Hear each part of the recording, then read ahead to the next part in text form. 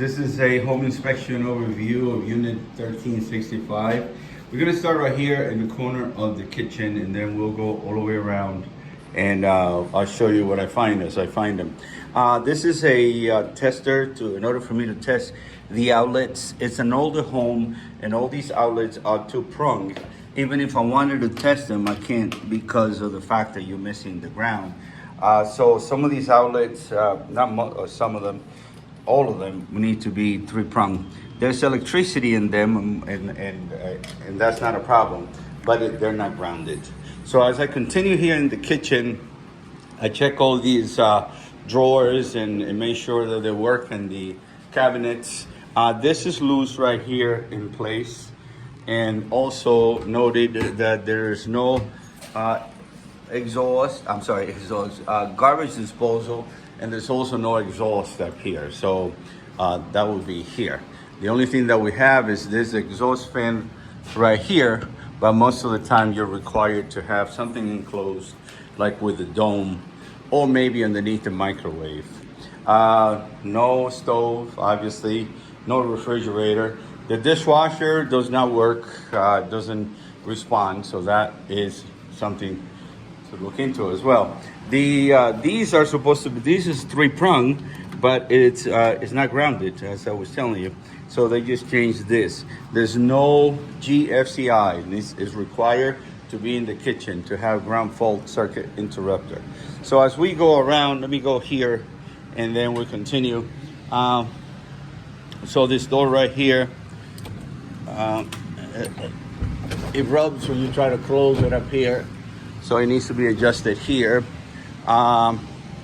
Basically over here, what I'll show you is some settlement on the house, but not a structural problem, just settlement cracks.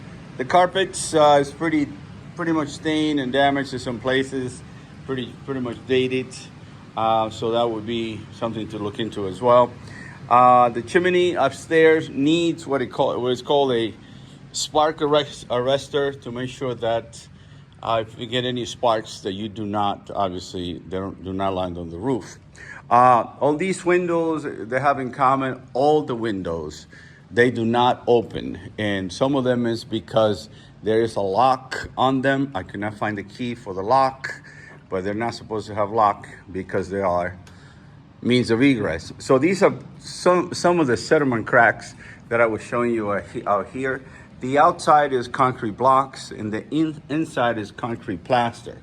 So we need, just to note, there's some cracks. If there was a structural foundation problem, then these door frames will not be squared, and then there will be tons of cracks in different elevation and wider crack. So this is a sediment crack.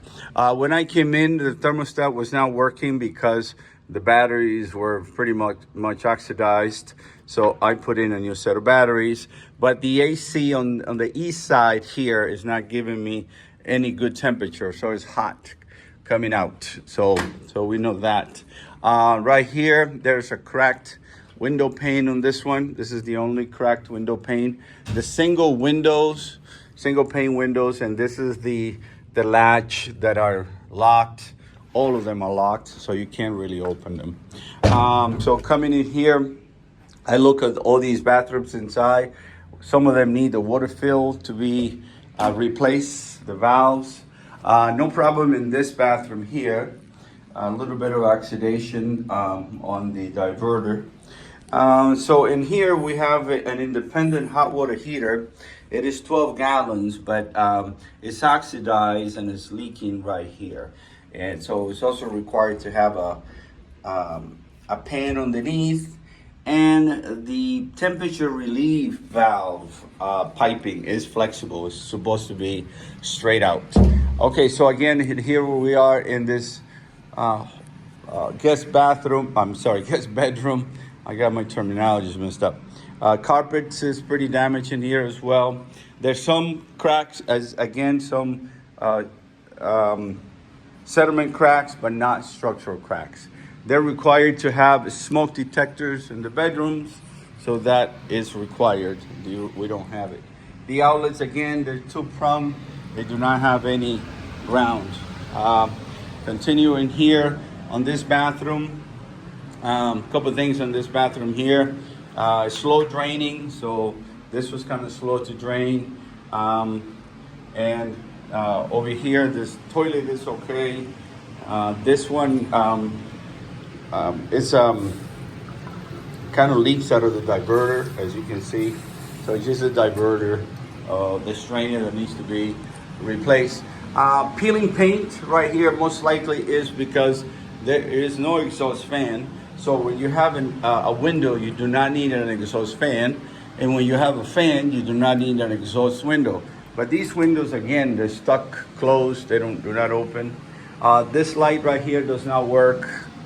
And this light right here does not work. Most likely will be light bulbs to be replaced.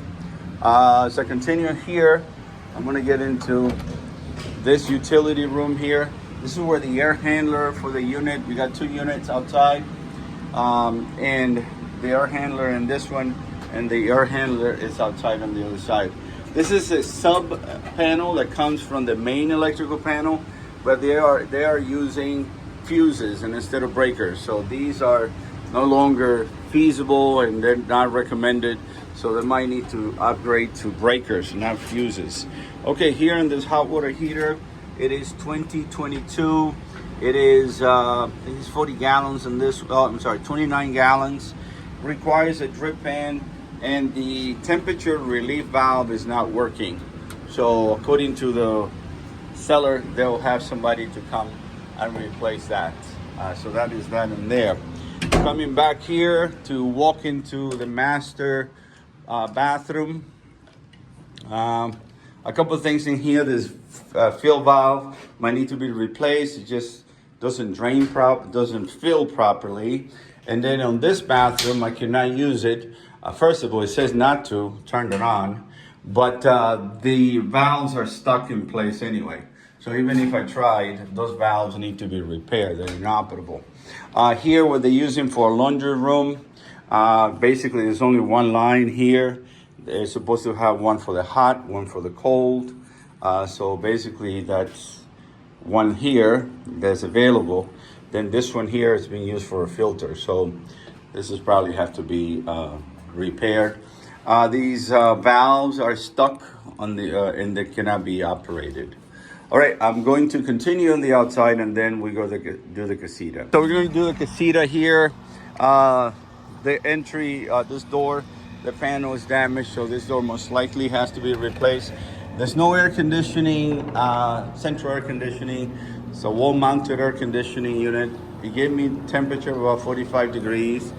You do not have heat here. You only have air conditioning. Here in the kitchen, the floor is damaged. Obviously, we don't have any of the appliances. And this is the area that they are using for the laundry room. So, laundry room here, and this is for the dryer. This is damaged here, and the is leaking here on the drain, and the bottom of the cabinet is damaged. So that is there. It's written. The fan does not work. There's some signs of moisture right here, probably from the previous roof, but it is the roof upstairs is in good shape. The same problem here with the outlets. They have 3 prongs, but they're not grounded. So here in this bathroom, the drain was very slow to drain. This one is still not draining, and this one, I think it already drained so very slowly. And this fill valve, I think also might need to be replaced. Not that I think I know, because it's not working. And this window is stuck, the closed position. There's cracks in here. Again, these are not structural cracks. These are sediment cracks. This is signs of termites here. Signs of termites there. And then I have more signs of termites in the garage. So we're gonna come here to this garage, and this door does not work to get out. This hot water heater is not connected to the exhaust. also needs a drip pan, and the temperature relief valve needs to be connected to the exterior, and it's not connected to the exterior. Okay, so continuing here, this is typical cracking on concrete, so it's not structural foundational. This is a very old garage door opener. It does work, but it's very old. So most likely to update. The safety features do work. The doors go back in place.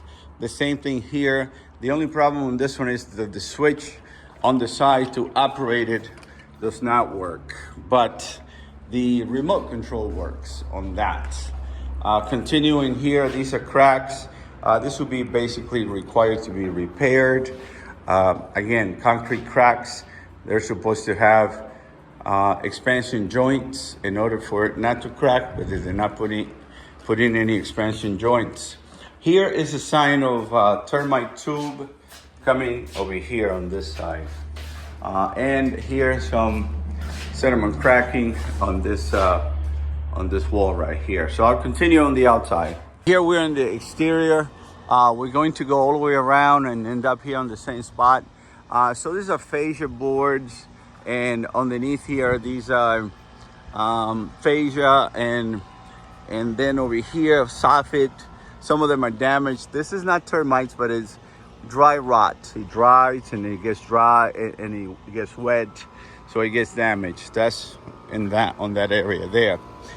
So you have two units, one for the east and one for the west. This is for the west, and the unit is a Trane.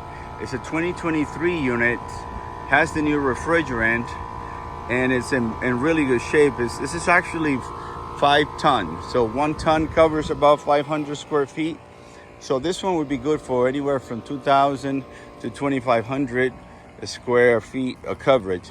This is the one in the east, is Goodman, and it's not working too well. It's not giving me any good reading on the temperature, okay? This is the air handler for that unit in here. Again, it works with that, with that unit. 2007. There's some damage here to this wall, to the ceiling, and probably to put in this pipe right here. It is gas for furnace, for heat. So I have not done that yet because I usually do it at the end, and I'll continue check for the heat in a minute. So more damage to the fascia boards. Most likely those fascia boards might need to be repaired or replaced. Some of them are okay, but some of them are damaged, as you can see here. So these are the windows. So on the outside, most of the screens are in good shape with the exception of a couple. Okay, so here it's recommended that the vegetation is trimmed, otherwise you get termites. Termites would get through the wall, make tubes, and eat the wood. So here's more. This vine should not be against the wall. Neither should this be right here, because again, you're inviting termite into your house. So more damage on the fascia boards right here. And then there's an area or a piece of this this trellis right here. On the top, from the top, it's you can see signs of termite damage on the top when I got to the roof. The roof is in good shape. It looks like they recently fixed it, and that is also with pictures and descriptions on the report.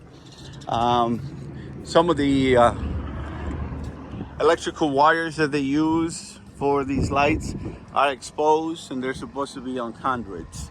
So we are back to where we started. Here's another vegetation on against the wall. Here, let's do the exterior of the casita. The same thing here. We need to trim this back. The casita does have signs of termites in the garage and inside the kitchen. More to be trimmed. Fascia boards to be repaired. And then in here, we have the main electrical panel, which is also made out of, it has fuses. This is how you shut it off. It's a very old system. I recommend that is brought up to to date, and here is the meter. So basically this is what I have. I'll send the reports with pictures and descriptions. You can have it later on today.